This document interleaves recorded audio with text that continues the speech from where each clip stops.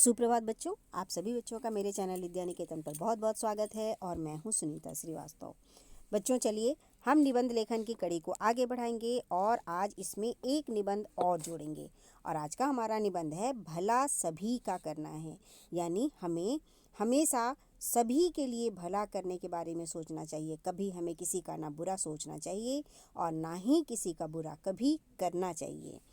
आपने सुना ज़रूर होगा कि भला किसी का कर न सको तो बुरा किसी का मत करना, फूल नहीं बन सकते तो तुम कांटे बनकर मत रहना।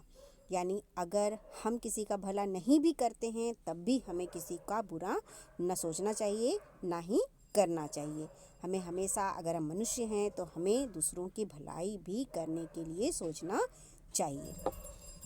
तो चलिए हम आज अपने इस निबंध को यहाँ पे करेंगे। और देखिए यहाँ पे, बिना किसी स्वार्थ के दूसरों की सेवा करना या भला करना परोपकार कहलाता है। ईश्वर ने मनुष्य को सभी प्राणियों में श्रेष्ठ बनाया है।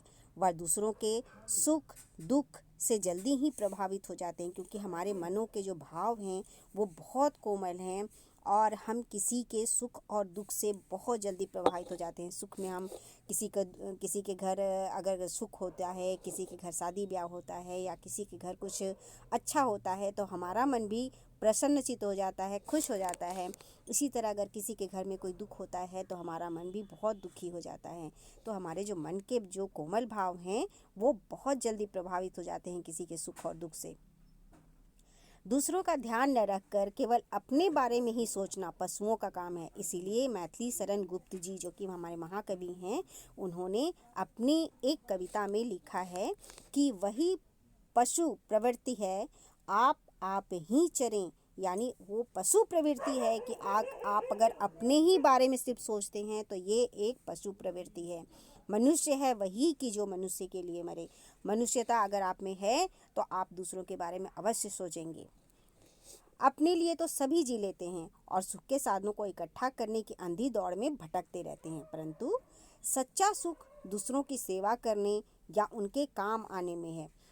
इससे मनुष्य को एक अलौकिक सुख प्राप्त होता है। जब भी आप कभी दूसरों के लिए कुछ काम करते हैं या दूसरों की मदद करते हैं, हेल्प करते हैं, तो आप महसूस किया होगा आपने कि बहुत अच्छा लगता है आपको, आप बहुत अच्छा फील करते हो। अगर आप अपने दोस्तों की मदद करते हैं, अगर आपका दोस्त खाना नहीं लाता और अगर आप अपनी टिफ़िन से उसे खाना खिला देते हैं तो आपको बहुत अच्छा लगता है ना। तो इसी तरह से हमें हर एक का ध्यान रखना चाहिए, अपने सहपाठियों का, अपने मित्रों का, अपने आस पड़ोस के बच्चों का। इससे हमें एक बहुत सुकून फील होता है, हम बहुत सुखी महसूस करते हैं। परोपकारी मनुष्य मर कर भी अमर हो जाते हैं। जो परोपकार करते हैं वो मर कर भी अमर हो जाते हैं। उनका नाम विश्व के इतिहास में सूर्य और चंद्रमा के समान चमकता रहता है।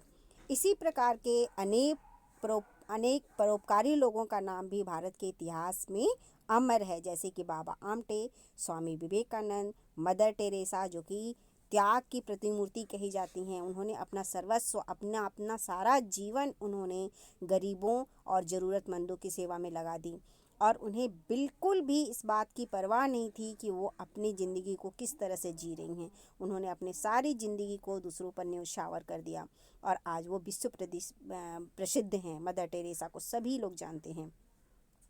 उन्होंने निस्वार्थ भावना से रोगियों, गरीबों, असहायों की मदद की। भारतवर्ष प्राचीन काल से ही अपने परोपकारी परंपरा के लिए विश्व भर में प्रसिद्ध है।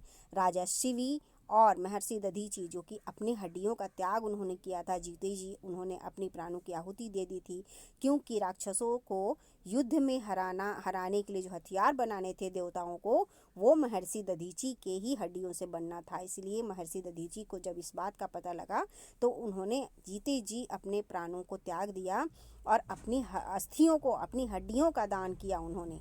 तो महर्षि दधीची ने परोपकार के लिए अपना सर्वस्व न्यौछावर कर दिया। आधुनिक काल में महात्मा गांधी, सुभाष चंद्र बोस, बाल गंगाधर तिलक, भगत सिंह आदि ने देशवासियों के कल्याण के लिए हंसते हंसते अपने प्राणों का बलिदान कर दिया। उन्हें पता था कि अगर उन्होंने ब्रिटिशों या अंग्रेज़ों के साथ युद्ध किया तो हो सकता है उनके प्राण भी चले जाएं, लेकिन उन्होंने अपने प्राणों के बारे में नहीं सोचा। उन्होंने सोचा कि हम चले भी जाएं तो हमारे देश के जो हमारे बच्चे हैं, जो हमारे देशवासी हैं, वो तो कम से कम आज़ाद भारत में जिएंगे, वो तो सुखी होंगे, वो तो अच्छे से रहेंगे। इसके लिए उन्होंने अपने प्राणों की आहुति हंसते हंसते दे दी।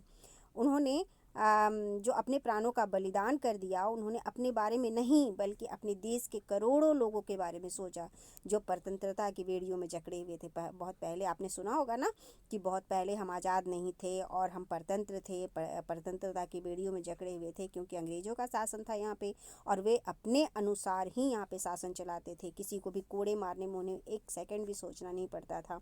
और हमारे जो जितने भी हमारे स्वतंत्रता सेनानी हैं, उन्होंने बहुत ही कष्ट झेले हैं और बहुत ही कष्ट झेलने के बाद हमें स्वतंत्रता प्राप्त हुई है। दूसरों को आज़ादी की रोशनी देकर वे स्वयं अंधेरे में विलीन हो गए। परोपकार केवल धन से ही नहीं होता, बल्कि अशिक्षितों को पढ़ाना, जैसे मान लीजिए आपके आसपास या आपके साथ पढ़ने वाले कोई बच्चे गरीब हैं या उनके पास पढ़ाई लिखाई के साधन मौजूद नहीं हैं, तो अगर आपके पास किताब, कॉपी या पेंसिल अगर पिछली क्लासेस के रखी हुई हैं तो आप उन्हें दे सकते हैं, उनकी इस तरह से भी मदद कर सकते हैं।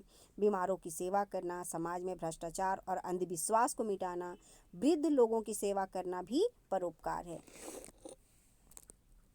जब सारा संसार स्वार्थ और झगड़ों की दलदल में फंसा है, उस समय केवल भारत ही है जो विश्व को शांति, परोपकार और मानवता का पाठ पढ़ा सकता है। आपने अभी देखा कोरोना वायरस की वजह से सभी देश कितनी मुश्किल में आ गए थे, तब हमारे भारतवर्ष ने, हमारे जो प्रधानमंत्री हैं, उन्होंने जो कोरोना वायरस के लिए जो भी दवाइयाँ थी उसको निर्यात किया। अपने देश के बारे में ना सोचते हुए भी उन्होंने दूसरे के देश, दूसरे के लोगों के लिए भी परोपकार किया, उन्हें भी दवाइयाँ भेजी, है ना। तो इस तरह से परोपकार हमारे देश का सबसे बड़ा और सबसे महत्वपूर्ण गुण है, अहम गुण है, जिससे हमारे देश की पहचान है। प्रकृति से हमें बहुत कुछ सीखने को मिलता है। सूर्य स्वयं जलकर अपना प्रकाश धरती के प्राणियों को दे देता है।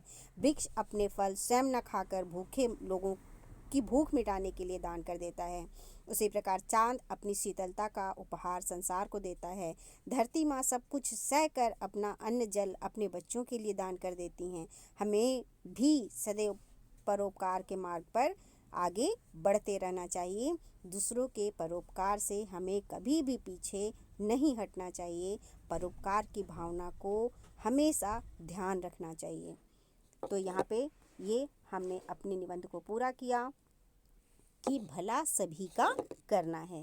तो मैं उम्मीद करती हूँ बच्चों कि आप भी अपने दोस्तों का, अपने आस पड़ोस का और अपने जितने भी आपके मित्र हैं उन सभी का आप भला करेंगे, कभी किसी के बारे में बुरा नहीं सोचेंगे और नहीं करेंगे।